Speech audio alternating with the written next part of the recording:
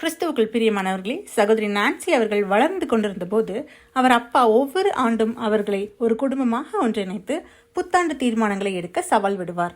அவர் அப்பா கூறின காரியம் என்னவென்றால், அவர்கள் எடுத்த தீர்மானத்தை அந்த ஆண்டு முழுவதும் கடைபிடித்தால் அவர்கள் விரும்பும் எதையும் பெற முடியும் என்பதுதான். அது ஒரு குதிரையாக இருந்தாலும் கூடவா என்று அவர்கள் கேட்டது நான்சிக்கு நினைவிருக்கிறது.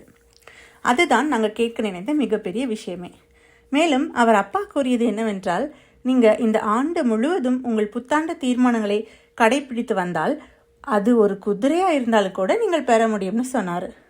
எங்கள் அப்பாவுக்கு தெரியும் நாங்கள் என்ன காரியத்தை கற்றுக்கொள்ள சில ஆண்டு காலம் ஆனது என்று. அதாவது தீர்மானத்தை நிறைவேற்றும் பொறுப்பை எங்களிடம் விட்டுவிட்டதால் எங்களால் எங்கள் தீர்மானங்களை கடைபிடிக்க முடியவில்லை. நம்முடைய மன உறுதி பலவீனமாக உள்ளது மட்டுமன்றி ஆண்டவரின் ஆவி மட்டுமே நம்மை நல்லதை செய்ய அனுமதிக்கின்றது.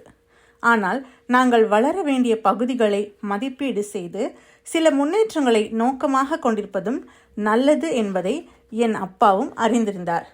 அன்பானவர்களே, ஒருவேளை நீங்கள் உங்கள் குழந்தைகளுக்கு ஒரு குதிரையை வாக்குறுதி அளிக்க மாட்டீர்கள். ஆனால் இந்த ஆண்டு சில தெய்வீக தீர்மானங்களை செய்ய அவர்களுக்கு ஏன் சவால் விடக்கூடாது?